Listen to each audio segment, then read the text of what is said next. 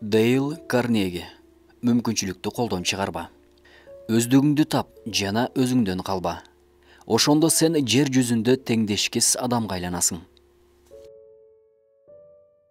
Үстөлүмдүн үстүндө Каролина штатынын Маунт-Айре шаарынын мисс Эдит Орлеттин каты турат. Ал мынтип баштаган эле.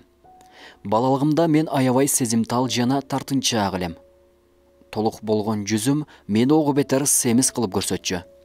Апам болсо эскиче ойлонгон аялдардан болуп, мени жарашыктуу кийинтирүүнү акмакчылык деп ойлочу.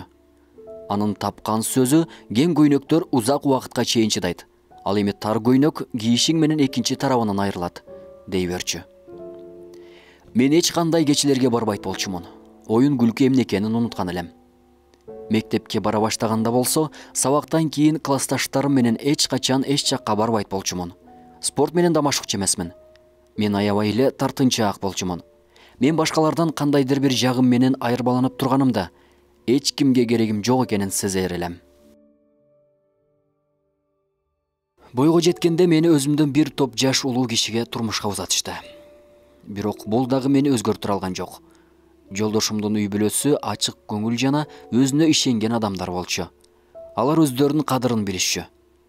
Мен дагы алар сыяктуу болушум керек эле. Бирок бул нерсе колумдан келбеди. Ошолордой болууга аябай эле тырыштым. Бирок эч кандай тыянак чыкпады. Урунган бардык иштерим ушул нерсеге алып келди. Мен андан бетер ичимдегини өзүң тап дегендей абалга кептелдим. Достордон качат элем. Абалым ушунчалык начарлагандыктан жөн гана эшик такылдаган болсо да, жүрөгүм кынынан чыкчудай сого баштайт. Жашоом ууга айланды. Мен муну билет элем. Жана дагы бир күнү келип, абалым мындай болуп турса, жолдошум мени чанып кетишин ойлоп, жашоом тумандайт эле. Ошондуктан экөөбүз ар дайым сейилдөөгө чыкканыбызда, мен жылмайып, маанайымды көтөрүп турууга аракет кылчумун. Болгондо дагы бул жасалма жылмаюуну ийинине жеткире аткарат элем. Бул абал өзүмө жакпаганы менен жеткиликтүү бактылуулук сахнасын жакшы ойноп жатканымды билчүмүн. Бирок мындай абалдан кийин көп күн бою ич-ичимен эзилет элем. Өзүмдү ушунчалык жаман сезе баштадым. Керек болсо менин бул жашоодо эч кандай ордум жок, тирүүлүгүмдүн мааниси жоктой сезилчү. Ошентип мен өз жаныма кол салууну ойлой баштадым. Эми ойлонуп көрүңүзчү, урматтуу угарман. Бул шор бешин аялдын тагдырын эмне өзгөртүрө алат эле? Болгону бир ооз сөз. Мына ушул бир ооз сөз деп ынанымдуу түрдө катын улаган болчу мисс Олред. Бүтүндөй жашоомду түп тамырынан өзгөртүп жиберди. Бир күнү кайненем мага балдарыны кантип тарбиялаганын айтып берди. Айланаңда эмнелер болуп жаткандыгына карабай, өздүңдөн калба, дечүмүн, деп айтты кайненем. Өзүңдөн калба. Мына ушул бир гана сөз менин жашоомду өзгөрттү. Мен ошондо түшүндүм. Менин бардык бактсыздыктарыма себеп өзүмө такыр туура келбеген кандайдыр бир бет капты кийип алуудан келип чыккан экен. Мен бир күндө өзгөрдүм. Мен өзүмдөй боло баштадым. Өздүгүмдү сиңирүүгө жана өзүмдү эмнелерге татыктуу экенимди аныктоого аракет кылдым. Өзүмдүн күчтүү тараптарымды үйрөндүм. Кийимдин түсү жана аны жарашыктуу кийүү эрежелери боюнча колумдан келишинче өздөштүрдүм. Өз көз карашым боюнча баарына жакшы көрүнө турган болуп кийиндим. Анча чоң эмес коллектив таап, дос арттырдым. Ошентип убакыт өтө берди. Бир күнү кесиптештерим мага ишеним көрсөтүшүп, жыйынды өткөрүүнү тапшырышканда, мен коркуп кеттим. Бирок сөзгө чыккан сайын эрктүү боло баштадым. Бул үчүн албетте көп убакыт кетти. Бирок азырдын өзүндө мен ушунчалык бактылуу жашап атамын. Мурда мен мындай бакытты кыялдана да калбайт элем. Балдарымды тарбиялоодо мен аларга ар дайым башымдан өткөргөн ушул кыйын, ачуу тажрыйбамды айтып беремин. Эмне болгон таризде дагы, кандай гана сөздөр айтылса дагы, адам өздүгүнөн ажырабай, жасалмалуулукка кул болбош керек экен.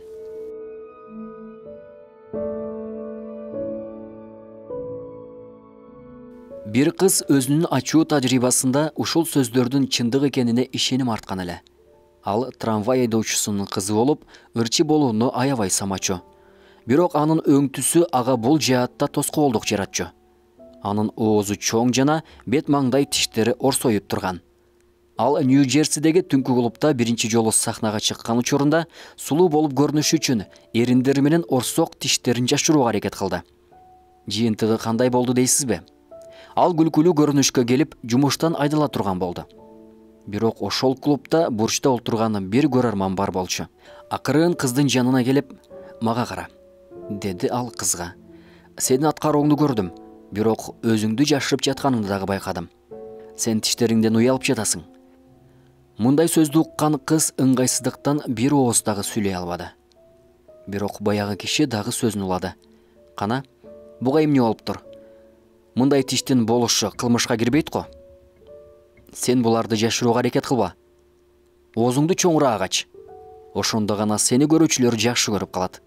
Анткени алар сенин уялбай жатканыңды сезип көрүшөт да. Эгер билсең, сен жашырууну каалап жаткан тиштер сени атактуу жана бай кылып жибериши мүмкүн." Кыз жанагы кишинин айткандарына кирип тиштерин таптакыр унутуп койду. Ошондон тартып ал ырчы кыз бир гана өзүнүн сүйүктүү көрөрмандары, көрүүчүлөрү жөнүндө ойлоп келет. Ал оозун чоң ачып, ушунчалык берилип, өзгөчө сезим менен ырдай баштайт. Жыйынтыгында ал радио жана телевидениенин жылдызына айланды. Эми башка ырчы кыздар ага атаандашууга тырыша башташты. Уильям Джеймс: ар бир адам өз акыл мүмкүнчүлүгүнүн болгону 10% гана өнүктүрө алат деп эсептейт. Ал бул сөздү өздүгүн аныктай албай жаткан адамдардын таризинде айткан. Өзүбүздүн чындыгыбызга караганда биз жарым уйкудабыз. Биз физикалык, моралдык, психикалык күчтөрүбүздүн болгону бир бөлүгүн гана пайдаланабыз. Тереңирээк мааниде ала турган болсок, инсанияттын индивидуалдуулугу өрчүшү үчүн аябай чоң мүмкүнчүлүккө ээ. Адам пайдалана албай жаткан ар түрдүү күчтөрдү өзүндө алып жүрөт. Демек мындай мүмкүнчүлүктөргө ээ экенбиз. Келиңиз, башка адамдарга окшогондугубуздан кыжаалаттанып, өмүрүбүздү текке кетирбейли. Сиз бул дүйнөдөгү жаңы, кайталангыс, жалгыз эч кимге окшобогон жансыз. Бул жарык дүйнө жаралгандан бери сизге окшогон бир дагы адам баласы жаралган эмес.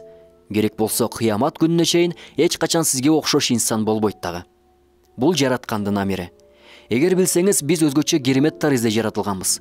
Керек болсо ата-энеңиз турмуш куруп, кошулгандан кийин сиздин жарык дүйнөгө келүү ыктымалдуулугуңуз 300 миллиардтан бирди түзгөн. Башкача кылып айтканда, эгер сиз 300 миллиард ага-ине, эже карындаштуу болгонуңузда да, алардан сизге окшогону жок болмок. Сиз муну ичинен токуп жатат деп ойлогоңуз. Жок, бул илимий далил. Биз ушул жарык дүйнөдө кандайдыр бир жаңы нерсебиз. Мындан кубаныңыз. Табият сизге тартуулаган кереметтер, мүмкүнчүлүктөрдөн пайдаланыңыз. Сиз бир гана өзүңүз жөнүндө ырдашыңыз, өзүңүздүн сүрөтүңүздү тартышыңыз керек. Тажрыйбаңыз, турмуш шартыңыз сизди кандай жараткан болсо, ошондой кабыл алышыңыз керек. Бул жакшыбы же жаманбы, бирок сиз өзүңүздүн кичинекей бир бөлүгүн өстүрүшүңүз керек. Эмерсон өзүнө болгон ишенич деген эссесинде мынтип жазат. Ар кандай инсандын өз тагдыр жараянында ушундай мезгил келет. Инсан жакшыбы же жаманбы, бул жашоодогу өз ордунан канааттануусу керек экендигин, керек болсо, аалам кең жана чексиз болсо да, инсан андан өзү өстүргөн түшүмдө, табият ага тартуулаган жерде гана мүмкүн экенин аңдап түшүнөт. Ар бир инсанга берилген керемет өзүнө гана таандык. Андан башка эч бир жан толук пайдалана албайт. Керек болсо, ал керемет мүмкүнчүлүктөрүн инсан өзү сынап көрмөйүнчө, ал өзү дагы билбейт. Демек, урматтуу тыңдоочу, мындан келип чыгуучу эреже: башка бирөөгө окшошпоңуз. Өзүңүздү табыңыз жана өзүңүздө калыңыз. Урматтуу угарман, сиз Азамат Байетов тарабынан которулуп даярдалган аудио китепти уктуңуз. Өз пикириңизди жазып калтырууну унутпаңыз. Уландысы бар.